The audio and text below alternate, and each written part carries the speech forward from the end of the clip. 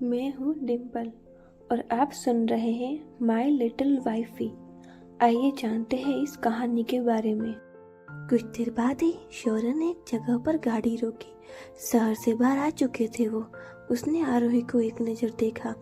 वो उसे नहीं देख रही थी। वो अब उतरा और उसकी साइड आकर दरवाज़ा खोला। आरोही ने एक नज़र उसे देखा और मुंह बनाते हुए नजरें फेरी।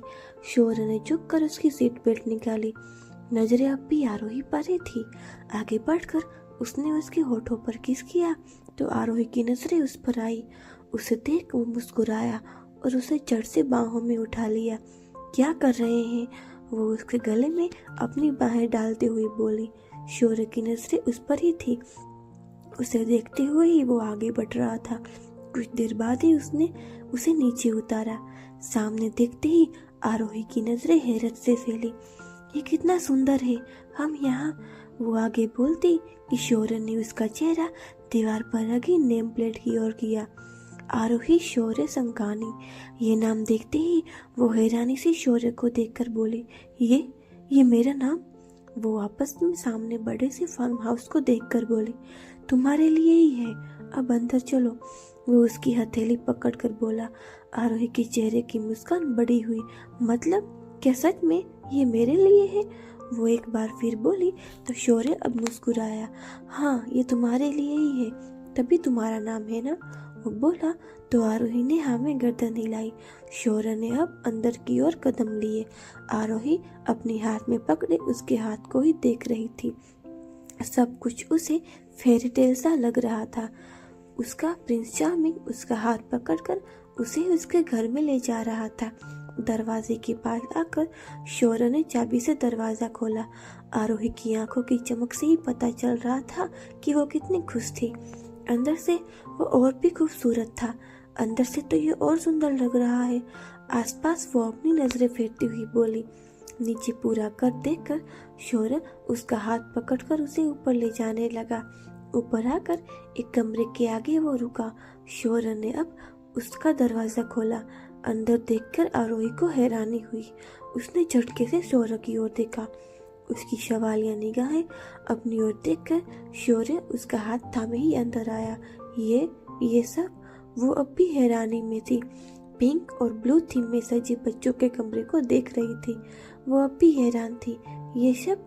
वो अब अपनी बात पूरी नहीं कर पा रही थी। ये हमारे बच्चों के लिए है। शादी के तुरंत बाद ही हम बेबी प्लान कर रहे हैं। वो बोला तो आरोही को हैरानी और बढ़ गई। इतनी जल्दी? वो बोली। हैरानी अब भी कायम थी। जल्दी नहीं है, 38 का होने वाला हूँ। बाप बनने की उम्र से कब का आगे निकल चुका हूँ। तुम चाहो तो अपने करियर पर फोकस कर सकती हो। मैं बेबी सिटिंग करने के लिए भी रेडी हूँ। अचानक से वो अपनी इच्छा जाहिर कर चुका था। आरोही एकटक उसे ही देख रही थी। उसके चेहरे पर नजर आती सीरियसनेस देखकर वो समझ रही थी कि वो मजाक तो बिल्कुल नहीं कर रहा था। आप? वो मतलब अचानक शब्दों की कमी महसूस हुई थी उसे। उसकी बात पर शौर्य ने उसकी कलाई पकड़कर उसे अपनी ओर खींचा। अचानक नहीं है, सही वक्त पर सब हो तो अच्छा है। हमारे बीच बड़ा एज गैप है। आगे चलकर अगर कभी मैं नहीं रहा तो तुम अकेली। वो अपनी बात पूरी करता उससे पहले ही आरोही ने उसके होठों पर अपना हाथ रखा। बकवास मत करिए, वो उसे घूर कर बोली। बकवास की बात नहीं है, लॉजिकली सोचो, कल ही नहीं मर। वो उसका हाथ अपने मुंह से हटाते हुए बोला, लेकिन एक बार फिर आरोही ने उसे रोका। प्लीज ऐसी बातें मत करिए, आपका कुछ हुआ तो मैं मर जाऊंगी। बोलते हुए ही आंखों में नमी उतर आई। शौर्य ने अब उसका चेहरा अपने हाथों में भरा। अच्छा, ज्यादा मत सोचो, मैं बस कह रहा था, शादी के तुरंत बाद ही हम बेबीज करेंगे। आरोही ने जल्दी जल्दी अपनी पलकें झपकाई। शौर्य ने आगे बढ़कर उसके पलकों को चूम लिया। आरोही ने अपनी आंखें बंद कर ली। उसके कंधे पर रखे हाथों की पकड़ कस गई। इतने सालों बाद भी उसके टच अपने ऊपर वही असर महसूस कर पा रही थी। वो आज तक उसने हमेशा उसके लिए ही सब कुछ किया था। आज अगर वो अपने लिए कुछ हक से मांग रहा था तो उसमें कुछ गलत नहीं था और वो मना भी नहीं करना चाहती थी। आगे बढ़कर उसने शौर्य को हक कर लिया। शौर्य ने अब उसे पकड़कर खुद से एकदम सटा लिया। दोनों अब उनके कमरे में आए। पूरा कमरा खूबसूरती से सजा हुआ था। आरोही की पसंद ही हर चीज मौजूद थी वहाँ। देखकर वो जल्दी से अंदर आई। शौर्य भी उसके पीछे अंदर आया। पूरा कमरा देखकर वो अब बालकनी में आई। वहाँ उसका फेवरेट चूल्हा भी मौजूद था। वो आकर उस पर बैठी। शौर्य बस एकटक उसे ही देख रहा था। अथर्व बेड पर लेटा हुआ था। चेहरे पर मुस्कान थी। उसे अब कुछ महीनों पहले की बात याद आई। वो और आरोही सेम कॉलेज में थे। कई बार वो आरोही को देख चुका था। देखकर ही वो उसे पसंद आ गई थी।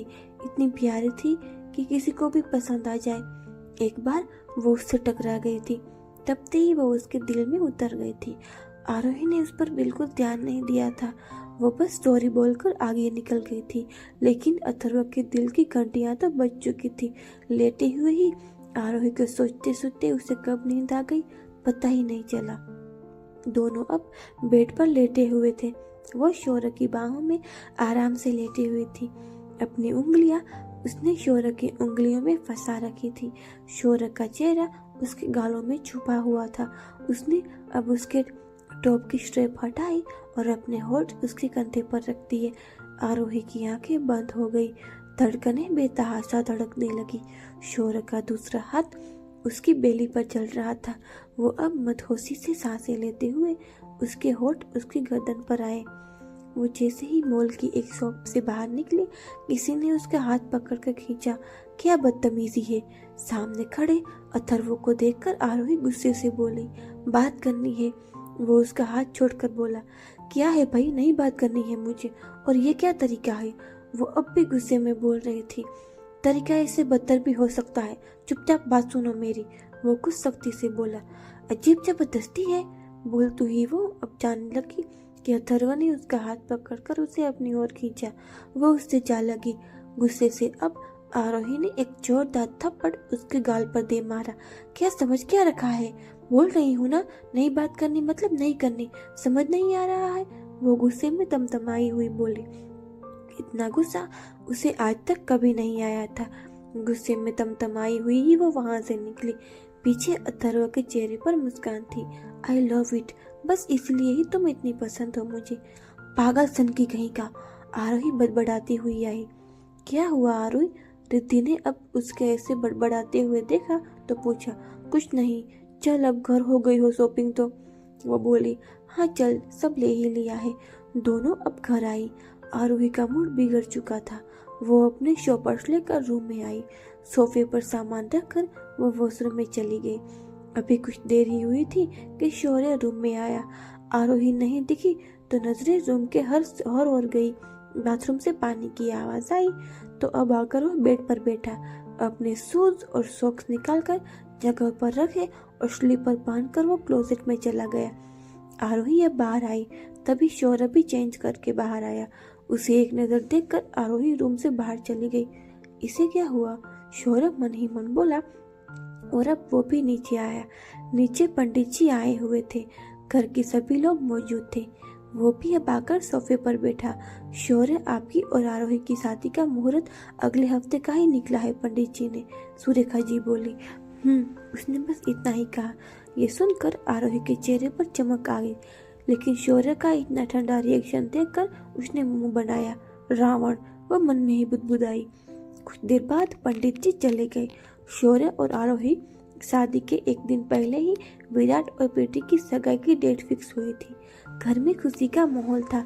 डिनर करके दोनों कमरे में आए। हम कल ही शॉपिंग करने चलेंगे। शादी का लहंगा, उसके बाद हल्दी, सबके लिए आउटफिट लेने होंगे, उसकी मैचिंग ज्वेलरी सब लेना होगा, फिर मेकअप। वो आगे बोलती कि शौर्य ने उसकी हथेली पकड़कर अपनी ओर खींचा। वो उससे जा लगी। उसने सवालिया निगाहों से शौर्य को देखा। हो जाएगा सब, इतना टेंशन मत लो, कल डिजाइनर आ जाएगा, अपनी पसंद का बनवा लेना। वो बोला, क्या सच में? फिर तो मैं लाखों का लहंगा बनवाऊंगी, आपकी जेब खाली करवा दूंगी। वो आंखें चढ़ाती हुई बोली, करोड़ों का लेने ला। वो उसे अपने से लगाता हुआ बोला, फिर आपका बैंक बैलेंस खत्म हो जाएगा तो मुझे मत कहना। वो फिर बोली, अच्छा, इतना तुम्हारा दिमाग नहीं है कि मेरा बैंक बैलेंस खत्म हो सके। वो उसकी नाक पर उंगली लगाते हुए बोला। आरोही चिढ़ गई। भाड़ में जाइए आप।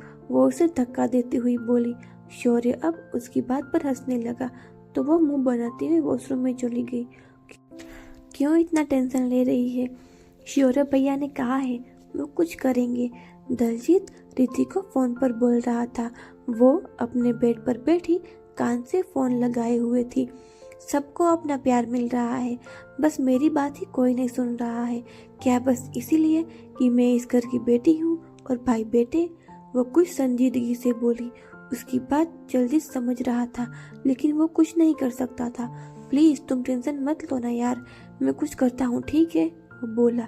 वो बस इतना ही बोली। तो मैडम अब तो सगा की डेट भी फिक्स हो गई। विराट प्रीति से बोला। तुम खुश हो ना? वो बोली।